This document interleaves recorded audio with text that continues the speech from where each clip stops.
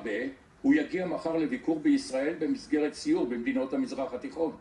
המדינאי היפני שניהל היום שיחות במצרים הבטיח להגדיל את הסיוע הכספי לטובת כל מדינות האזור.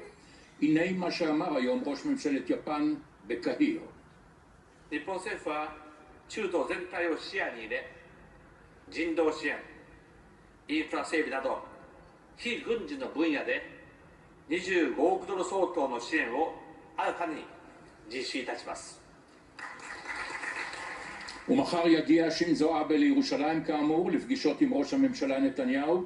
לא רק נושא הטרור יעלה בשיחותיהם, אלא גם נושא הקשרים הכלכליים בין שתי המדינות. ועל כך אנחנו מבקשים לשוחח עם הגברת ורד פרבר, מנכ"לית המכון לאסיה המתמחה בפיתוח הקשרים הכלכליים הבינלאומיים. ערב טוב לך ורד פרבר. אני מתבונן בנתונים של היחסים הכלכליים בין יפן לישראל, ואני שואל את עצמי מה מחפשת יפן בישראל נוכח הנתונים המדהימים הללו.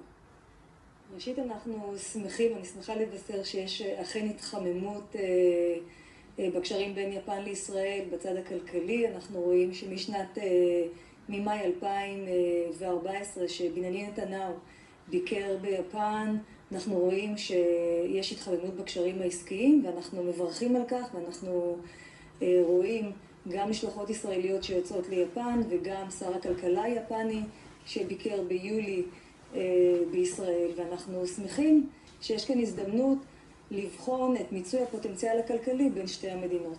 אני שואל שוב גברתי, מה מחפשת יפן בישראל? מה ישראל יכולה להעניק ליפן במסגרת יחסי הכלכלה?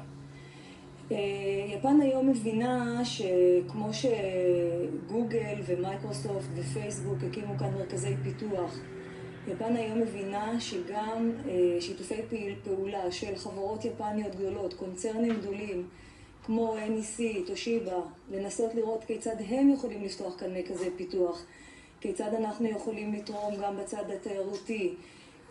נחתם הסכם שיתופי פעולה בין ישראל ליפן למחקר ופיתוח בין המדינות. אם יש חברות ישראליות שמעוניינות לפתח מוצרים גם לשוק היפני, המדען הראשי מקים קרנות מיוחדות על מנת לסייע לחברות האלה כדי לפתח גם את הנושא של הסייבר, כל מה שקשור לפיתוחים טכנולוגיים שיכולים לסייע לשתי המדינות. כמובן שאנחנו כישראלים בסטארט-אפ ניישן, אנחנו גם ליפן יכולים לתרום גם בידע שלנו. ואת מעריכה ורד פרבר שבביקור הזה שיחל מחר